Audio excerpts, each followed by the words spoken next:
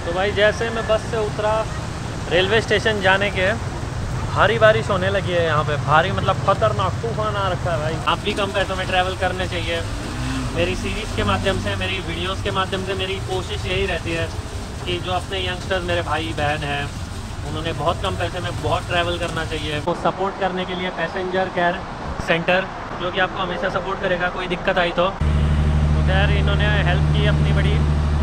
ये वाली जो है वो अपनी ट्रेन है, ये वाली, यही 2600 रुपये की एक सीट है। सूप है क्या है पता नहीं, और भाई मैंने 16-17 घंटे से कुछ नहीं खाया। 3:45 मतलब 2 घंटे के आसपास लेट है ट्रेन।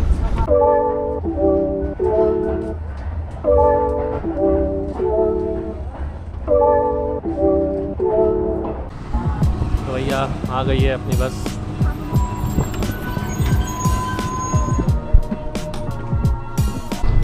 अच्छा तो बस में बैठ गया, टिकट 7000 पर। एनीवेज यहाँ पे सबसे छोटी नोट जो है जिसको कोई वैल्यू नहीं है, मतलब मुझे तो एक बार तो नीचे गिरते हुए मिल गई, जो है 500 डोंग की नोट, उसको कोई वैल्यू नहीं है। फिर आती है 1000 डोंग की नोट, 5000 डोंग की नोट, कोई वैल्यू नहीं है। 1000, 2000, 5000। और जो वैल्यू वाली नोट चालू होती है ना, वो होती है कि भाई 1 लाख डोंग के साथ 350 रुपये 1 लाख डोंग होते हैं इंडिया के। वो नोट से फिर कुछ आप कर रहे हो भाई, मतलब कहीं रेस्टोरेंट में जा रहे हो तो 70-80 हज़ार का बिल ऐसे ही, मतलब ऐसे ही कुछ सादा खाओगे तो। खैर देश बहुत बढ़िया है, इनका करेंसी का हाल मुझे नहीं पता क्या है, पर देश काफ़ी बढ़िया है और काफ़ी क्लीनलीनेस है। काफ़ी उनकी कोशिश है कि फर्स्ट वर्ल्ड कंट्री की तरफ बढ़ा जाए। काफ़ी खूबसूरत ब्यूटीफुल देश है, मतलब सारे बस सर्विसेज एकदम क्लीन, बाकी सब एकदम क्लीन। और तो ये है सारा हिसाब किताब इस शहर का, हो ची मिन सिटी का। हाँ, नोटों के मामले में आपको स्टार्टिंग में बहुत कन्फ्यूजन हो जाएगा, अभी क्या थोड़ा थोड़ा पता चल रहा है, और जैसे पता चल रहा है वैसे आपको और आसानी होगी। तो भाई जैसे मैं बस से उतरा, रेलवे स्टेशन जाने के भारी बारिश होने लगी है यहाँ पे। भारी मतलब ख़तरनाक तूफान आ रखा है भाई।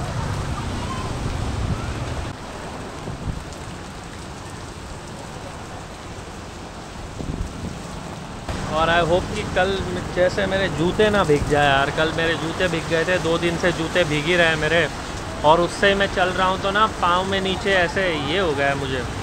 तो वो रात को वैसे रिकवर हो जाता है क्योंकि फिर जूते नहीं रहते, पैर खुले रहते हैं।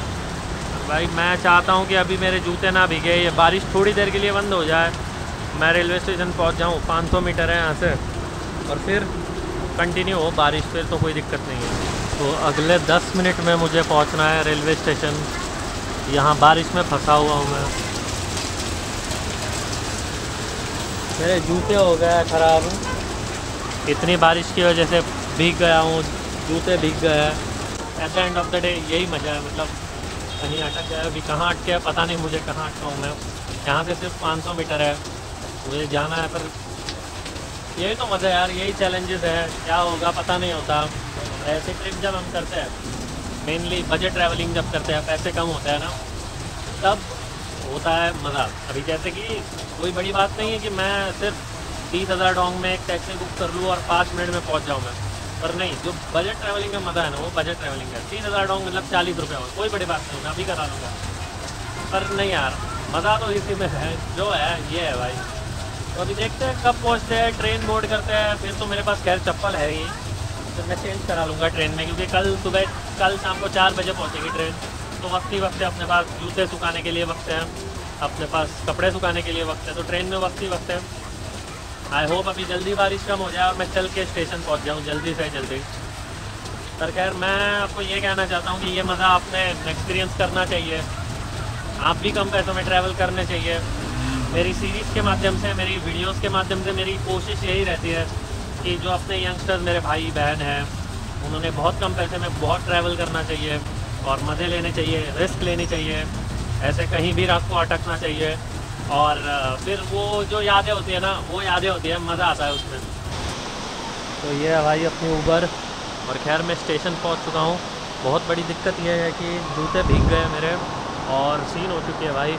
8 तो बज चुके हैं, अभी देखी जाएगी ट्रेन कितने बजे मिलती है, क्या सीन है ट्रेन की। टिकट पे देखते हैं और आपको बताते हैं।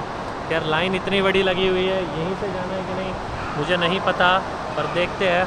ज़्यादातर लोग यहीं से चढ़ रहे हैं, मैं भी ट्राई करूँगा कि यहीं से चढ़ूँ, उसको पूछूँ मैं, देखते हैं, लेट्स गो। तो ये है सारा रेलवे का हिसाब किताब। यहाँ पे है वो सपोर्ट करने के लिए पैसेंजर केयर सेंटर, जो कि आपको हमेशा सपोर्ट करेगा कोई दिक्कत आई तो। खैर मैं अभी ट्रेन बोर्ड कर रहा हूँ, ये सामने वाली ट्रेन जो है वो लगता है मेरी है। चलते हैं अभी पहले तो स्टेशन में, ये यहाँ पे टिकट चेक कर रहे हैं, मेरी टिकट रेडी है यहाँ पे। अभी चलते हैं और देखते हैं क्या हिसाब किताब है, कहाँ मिलती है सीट, क्या सीन है पूरा हिसाब किताब काफ़ी बढ़िया है। यहाँ पे लिख रखा है कि कौन से प्लेटफॉर्म से कहाँ ट्रेन, मतलब कौन से प्लेटफॉर्म से जाएगी। ये AC2 वगैरह जैसे अपने भारत में होता है वही सिस्टम है ज़्यादातर। एक बंदा हेल्प करने के लिए है यहाँ पे। यार ये जो भाई साहब है वो हेल्प कर रहे हैं, बहुत ज़्यादा रेलवे का आवाज़ आ रहा है यहाँ पे।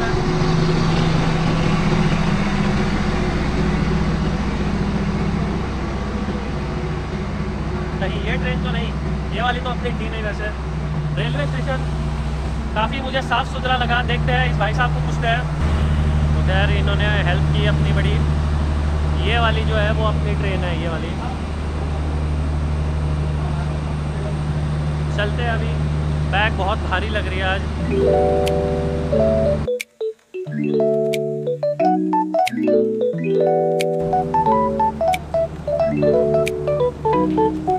हर एक कोच के सामने एक TC या कोई है जो आपको मिल जाएगा, जो आपको हेल्प करेगा कि आपको कहाँ बैठना है।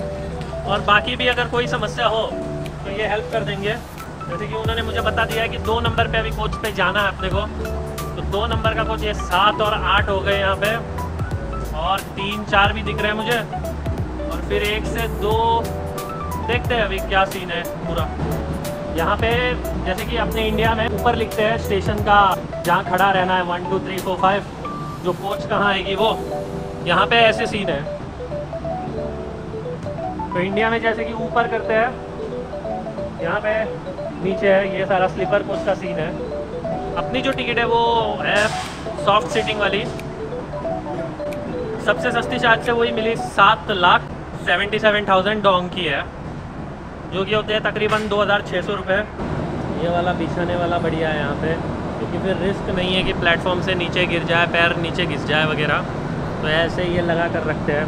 ये जो भाई साहब है ये अभी अपनी टिकट चेक। और खैर ज़्यादा कोई पब्लिक है नहीं, ट्रेन तो खाली लग रही है मोस्टली, पूरी ट्रेन तो खाली है। मुझे लगता है यहाँ से चलेगी और दानांग तक जाएगी, या क्या सीन है वो तो अभी पता चलेगा। पर अभी तो फ़िलहाल ट्रेन काफ़ी खाली है। ट्रेन क्लीन भी लग रही है और सिमिलर टू इंडियन रेलवे है, कोई ज़्यादा डिफरेंस नहीं है। तो ये भाई अपनी जो सीट है वो ये वाली है। अभी खैर बैग वैग रख देता हूँ, मैं काम करता हूँ, चप्पल भी पहन लेता हूँ क्योंकि मेरे शूज़ पूरे भीग चुके हैं। और खैर ये सीट है अपनी, चलते हैं अभी। पूरी ट्रेन खाली है। वो जो TC थे उन्होंने मुझे पूछा कि भाई क्या आप अपग्रेड करना चाहोगे, क्योंकि मुझे लगता है ट्रेन खाली ही जाएगी यहाँ से। तो खैर मैंने कहा नहीं अपग्रेड करना है, क्योंकि यही 2,600 रुपये की एक सीट है, और क्या अपग्रेड करके भाई। तो उससे अच्छा तो फ़्लाइट से चला जाता मैं। 3,200 या 3,300 रुपये की 1 घंटे की फ़्लाइट थी अपनी। तो फ़्लाइट कैंसिल करके एक्सपीरियंस जो है वो ट्रेन का लेना था मुझे।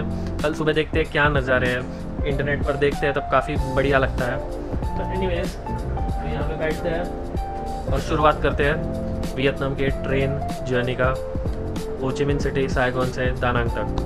फिर बैग वगैरह ऊपर रख दिया मैंने। ये सारा सीन है। चार्जिंग पोर्ट हो जाता ना साइड में, मज़ा आ जाता। पर खिड़कियाँ काफ़ी यहाँ पे बड़ी है, और पूरी तरीके से एयर कंडीशन ट्रेन है ये चार्जिंग का मुझे लगता है यही सीन है। ये 2 जो लगे हुए हैं वहाँ पे, और फ़ोन चार्ज होगा फिर वहाँ से। लाइट्स भी थोड़ी कम है, लाइट्स और होती बढ़िया होता, पर ठीक है, कोई ऐसी दिक्कत नहीं है। ये ट्रेन चलेगी 8:55 पे, 8:55 पे ट्रेन निकलेगी यहाँ से। और ट्रेन का फेयर है अराउंड 2,600 इंडियन रुपीज़, जो होते हैं 7,77,000 डोंग। सिमिलर है, और सिटी सेंटर से काफ़ी पास में है ये रेलवे स्टेशन जो है, 3 किलोमीटर के दायरे में। बस से तो मैं पहुंच चुका था, बस से ज़्यादातर एरिया रोड मैंने कवर कर लिया था। 500 मीटर जो चलने वाला बचा था, वहाँ पे अपनी हो गई सीन, बारिश हो गई। तो फिर मैं वहाँ से जो है वो ग्रैब करके आया। ग्रैब को मैंने शायद से 30,000 डोंग, जो कि तकरीबन अपने होते हैं 100 से 150 रुपये। तो क्या करें भाई, क्योंकि मुझे गीला नहीं होना था। पहली बात तो AC में मुझे हो जाता जुकाम, और जुकाम मुझे नहीं चाहिए था। दूसरी बात जो है पासपोर्ट है, पासपोर्ट गीला हो जाता, वापस से एक तकलीफ़ बढ़ जाती मेरी। एक बार हुआ है मेरे साथ, कॉफ़ी गिर गई है मेरे पासपोर्ट पे। और कल जो मैं बारिश में घुमा हूँ उससे भी थोड़ा बहुत गीला हो गया मेरा पासपोर्ट, तो मैं पासपोर्ट को भी बचाना चाहता था। और ट्रिप के शुरुआत में ही, अभी खैर 3-4 ही दिन हुए हैं, उसमें मैं नहीं चाहता यार कि मुझे ना जुकाम हो जाए बारिश में भीगते हुए या ऐसा कुछ हो जाए। तो 100 रुपये देकर सिर्फ 500 मीटर के लिए 100 रुपये दिए मैंने, और यहाँ पे आ चुका हूँ।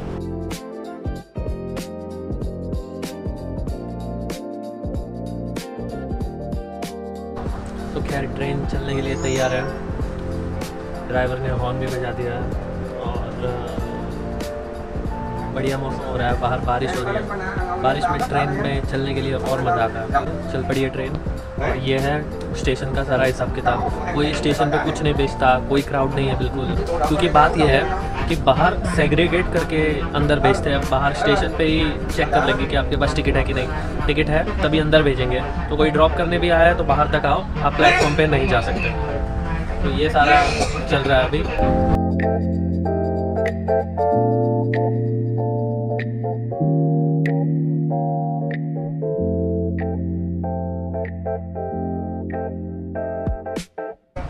तो ये जैसे अपने वहाँ होता है वैसे ही कुछ कॉफ़ी वगैरह ला रहे हैं भाई कार्ट में।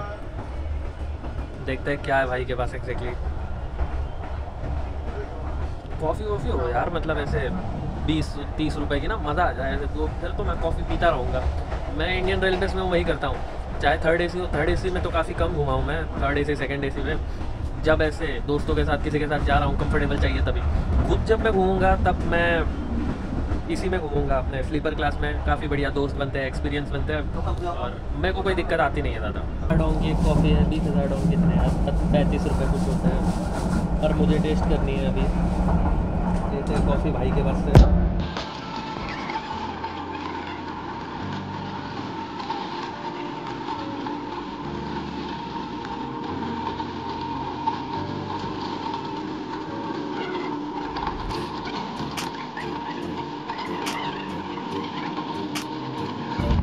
ये जो है भाई ने दिया है, ये कॉफ़ी बहुत गर्म नहीं है, नॉर्मल से थोड़ा।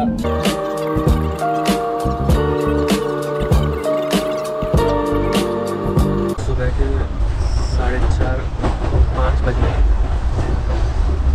और ट्रेन का जो हाल चाल है वो काफ़ी अजीब है।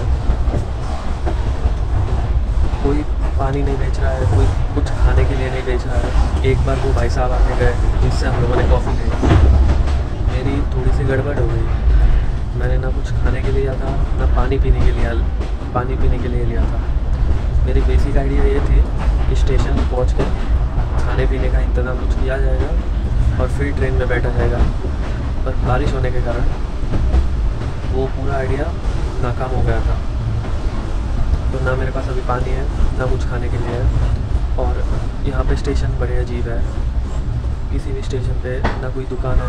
अभी 2 बजे जो ब्रंच किया था वही खाया है, उसके बाद मैंने कुछ नहीं खाया।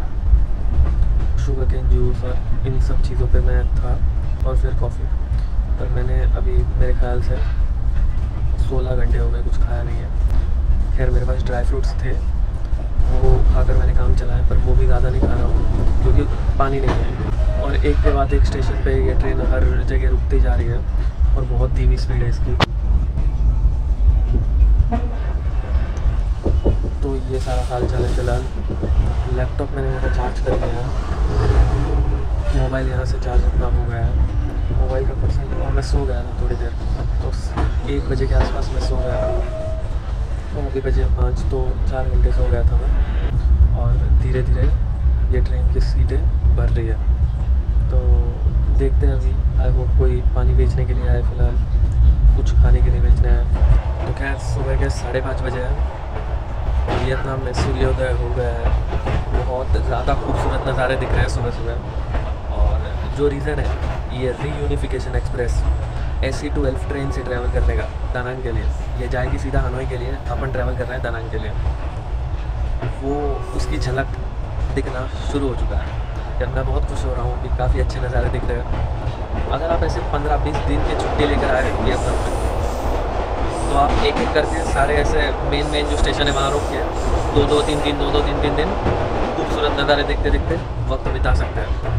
वियतनाम एक ऐसा देश है जहाँ तक अभी मेरी अंडरस्टैंडिंग है इंटरनेट से पढ़ के, किताबें पढ़ के और 2-3 दिन रह के, कि आप 6 महीने के लिए भी रह सकते हो, 3 महीने के लिए भी रह सकते हो, 1 महीने के लिए भी रह सकते हो और 10 दिन के लिए भी रह सकते हो। या आप पर कि आपकी छुट्टियाँ कितने दिन हैं और आप कितने दिन ले सकते हो पूरा देश एक्सप्लोर करने के लिए। जब मैं मलेशिया घुमा था तब मैं 15 दिन घुमा था और 3-4 स्टेट मैंने एक्सप्लोर कर लिए थे। इस बार मैं यहाँ हूँ 10 दिन के लिए और टॉप 4 डेस्टिनेशंस जो है वियतनाम में वो देखने का मेरा इरादा है। तो खैर पर नज़ारे खूबसूरत है। अभी लाइट रिफ्लेक्ट हो रही है पर जैसे जैसे दिन होता जाएगा, रोशनी बाहर होती जाएगी, वैसे वैसे आपको दिखाता चला जाऊँगा।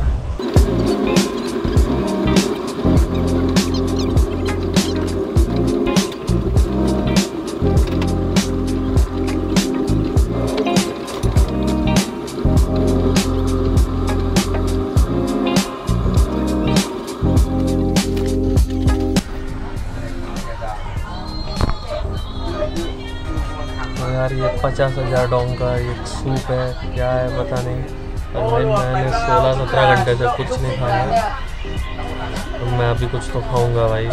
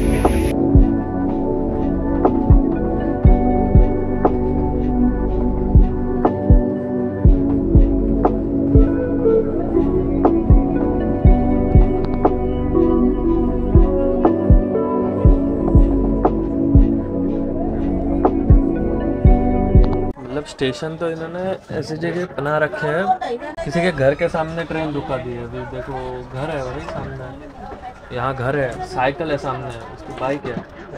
तो भाई यहाँ स्टेशन है यार, लेवल ही खतरनाक है यहाँ का। ये ट्रेन एकदम चिल है भाई, की कोई दिक्कत नहीं है, इनको आराम से चल रही है ऐसे 60 किलोमीटर/आवर, 50-40 आराम से चल रही है। जितनी देर चाहे उतनी देर रुकाती है, लोग आए तो रुक देती है। किसी के घर कैसे सामने हो सकता है स्टेशन के, अजीब सी बात है। मज़ा पर आता है अगर आप चिल करना चाहते हो, आपको कोई लेना देना नहीं कि आपको कहीं पहुंचना है, क्या करना है, कुछ नहीं है ना। इस ट्रेन में आओ, बैठो और वियतनाम के लैंडस्केप देखते रहो भाई। बीच दिखेंगे, पहाड़ दिखेंगे, बादल दिखेंगे, आपको लोग दिखेंगे विविध प्रकार के। मज़ा है। मतलब मेरा तो कल रात से यहीं पे बैठा हूँ, फ़ोन चार्ज करता हूँ, कुछ देर के बाद लैपटॉप चार्ज करता हूँ, कुछ देर के बाद कैमरा चार्ज कर रहा हूँ। खाने के लिए कोई नूडल्स दे रहा है, कॉफ़ी तो खैर अभी कल रात को पी थी, अभी नहीं पी, चॉकलेट खा रहा हूँ। कोई दिक्कत नहीं आ रही मुझे, मतलब मैं कुछ नहीं, जाना नहीं है, जल्दी आराम से अपने पास और 8 दिन है, कोई आइटनरी नहीं है, देखते हैं जहाँ पहुँचे वहाँ। इस बार तो ऐसा वाला सीन है मेरा, पर चिल है एकदम। देखो यार सामने उसकी साइकिल कैसे रखी है, और ये वो घर है उसका। थोड़ी सी क्लैरिटी कम है क्योंकि ये जो ग्लास है वो साफ़ सुथरा नहीं है। एनीवेज अभी थोड़ी थोड़ी मतलब एक एक स्टेशन पे लोग जाते हैं, ऐसे छोटी जगह पे रोक देते हैं और फिर उतर जाते हैं, वापस से उसी जगह से चढ़ जाते हैं। ये सारा हिसाब किताब है।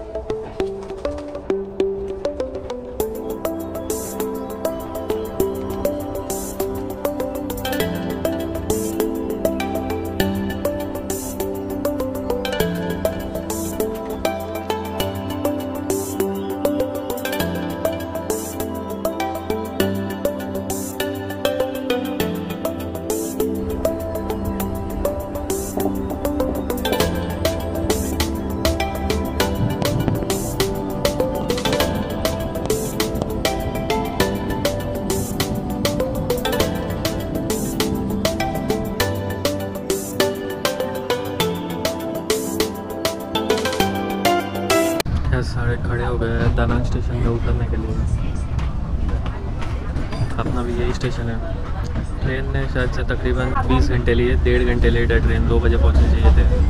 अभी खैर बजे 3:45, मतलब 2 घंटे के आसपास लेट है ट्रेन। और भाई मैं बहुत थक गया हूँ ये ट्रेन में बैठ के। खैर काफ़ी अच्छा एक्सपीरियंस था, पर एक ही बार करने जैसा है अगर आप कोई फॉरेनर हो इस कंट्री में तो।